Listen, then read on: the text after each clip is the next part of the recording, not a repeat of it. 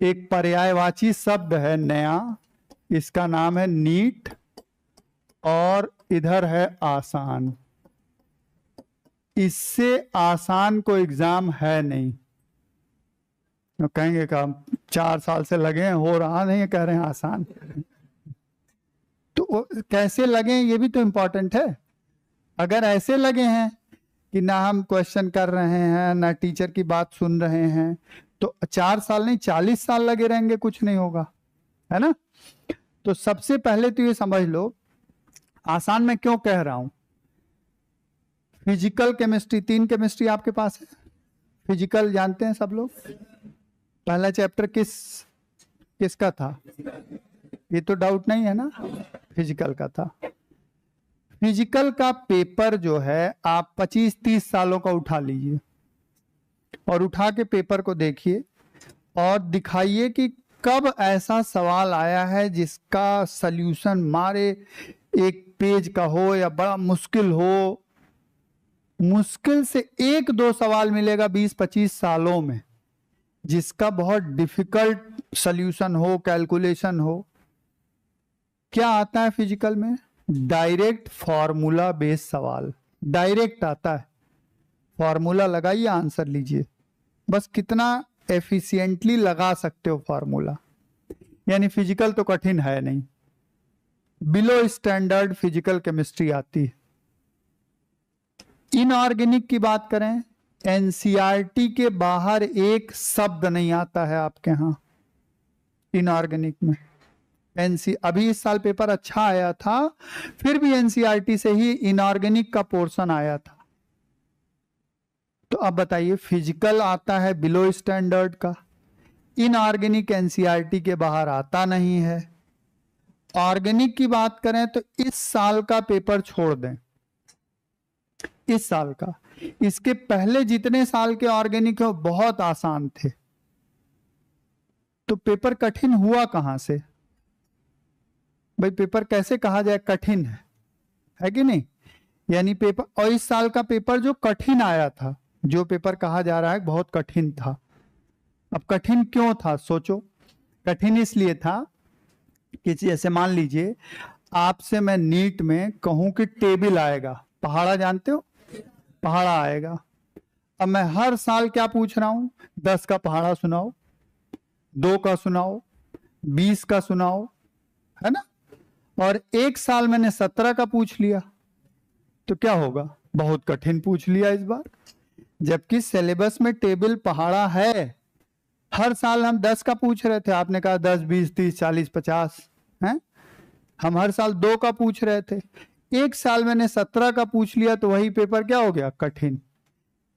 अब कठिन नहीं है क्योंकि आपने 17 वाले तैयारी ही नहीं करी बार बार।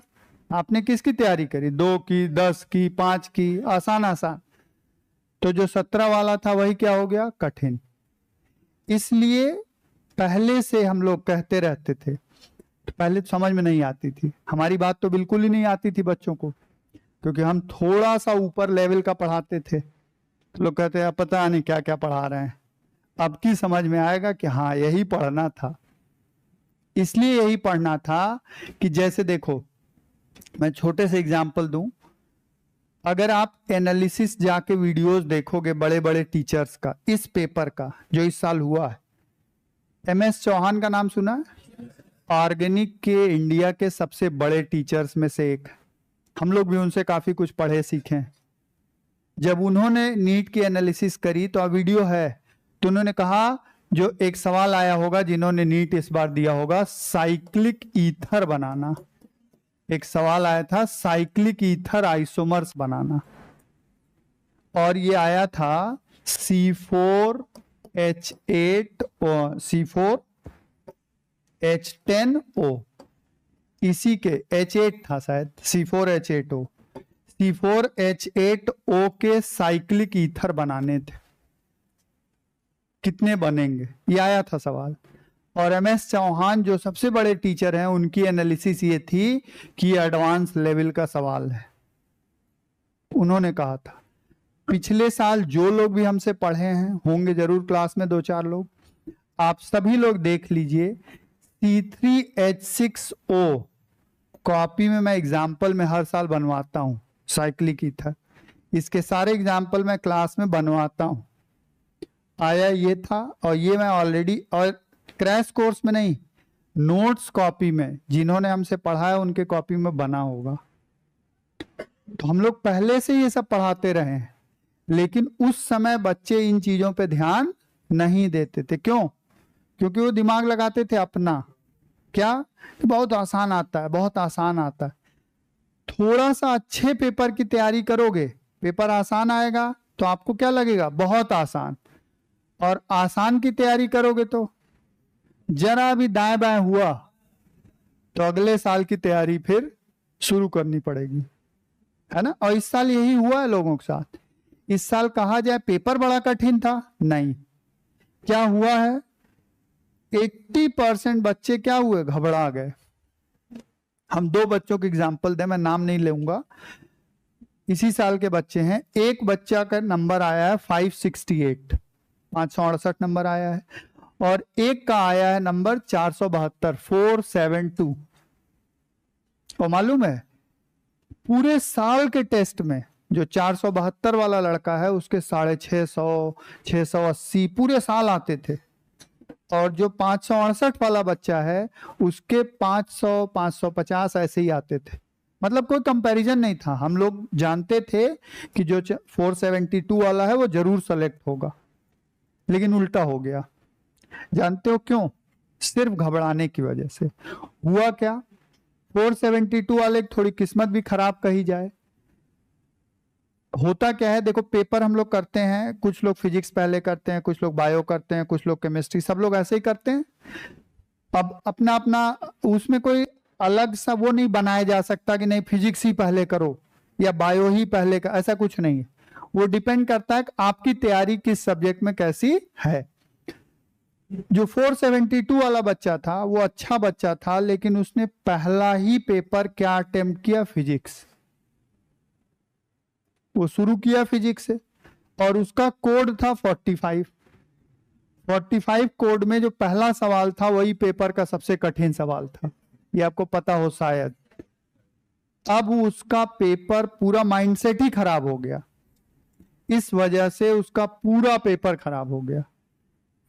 चूंकि उसका टारगेट क्या था कि हमको 650 पाना है, उससे नीचे कुछ नहीं होगा, तो वो 650 सोच के कर रहा था और पेपर खराब होता जा रहा था, माइंडसेट और खराब हो गया, घबराता गया, केमिस्ट्री बायो भी गड़बड़ हो गई। और जो दूसरा बच्चा था उसने बायो से स्टार्ट किया था, थोड़ा बायो गड़बड़ हुआ, फिर केमिस्ट्री किया, लास्ट में उसने फिजिक्स किया। फिजिक्स में कुछ किया भी नहीं, ज्यादा बहुत कम ही किए, लेकिन उसके 568 है, ठीक ठाक कॉलेज मिल रहा है। यानी क्या है, इंपॉर्टेंट है माइंडसेट। और माइंडसेट के लिए क्या करना है, शुरू से तैयार रहना है। तो अब हम लोग जो इस साल वाली तैयारी करने वाले हैं, पहले तो हमें डिसाइड कर लेना है, देखो सीरियसली क्या चीज, कि क्या हमारा, देखो सेकंड थॉट नहीं होना चाहिए, ये नहीं होना चाहिए कि हो जाएगा ठीक है, नहीं देखा जाएगा। जितने लोग ऐसे हैं कि बस इसी साल हर हाल में सिलेक्शन लेना है, उनका माइंडसेट दूसरा होगा, समझ रहे हैं। तो पहले तो ये डिसाइड कर लो अपने दिमाग में। अच्छा, ऐसा नहीं है कि इस साल सेलेक्ट नहीं हुए तो अगली साल तैयारी नहीं करनी चाहिए। बहुत बच्चे ऐसे फ्रेशर हैं जो इस साल नहीं हुए, 2 साल लगाए, 3 साल भी लग जाए, फिर भी सेलेक्ट हो जाओ, कोई बुराई नहीं है इसमें। लेकिन अब आप देखो कि आपका टारगेट है क्या। अगर ये टारगेट है कि इसी साल हर हाल में सेलेक्ट होना है, तो उसका माइंडसेट क्या होगा, दूसरा होगा। अगर आपके पास थोड़ा मौका है, जैसे मान लीजिए आपने 2 साल तैयारी कर ली है, फिर 3rd ईयर कर रहे हो, तो आपको तो एकदम सोचना चाहिए कि हर हाल में सिलेक्शन लेना है, तो आपका माइंडसेट दूसरा होना चाहिए। लेकिन अगर आप फ्रेशर हैं तो आप कह रहे हैं कि आप तैयारी तो कर रहे हो, बड़ी मेहनत भी कर रहे हो, लेकिन हमारे पास थोड़ा मौका है, तो आपका माइंडसेट दूसरा होगा, ठीक है ना। तो आप सब लोग अपना एक माइंडसेट बनाओ कि क्या करना है, किस साल आपको सिलेक्शन लेना है। और देखो जिस साल भी लेना होगा, मान लो इसी साल मन कर रहा है लेने का सिलेक्शन, या हो सकता है अगली साल मन कर रहा हो, जिस साल मन करेगा उस साल 4-5 काम मैंने जो बोले अभी बताया ना, वो करना पड़ेगा। जिस साल वो सारे काम रेगुलरली करोगे पूरे साल भर, सिलेक्शन उसी साल होगा। उसमें काम चोरी करोगे, होगा नहीं, एकदम क्लियर है। तो अगर इसी साल मन है सिलेक्शन का तो वो सब करना शुरू कर दीजिए।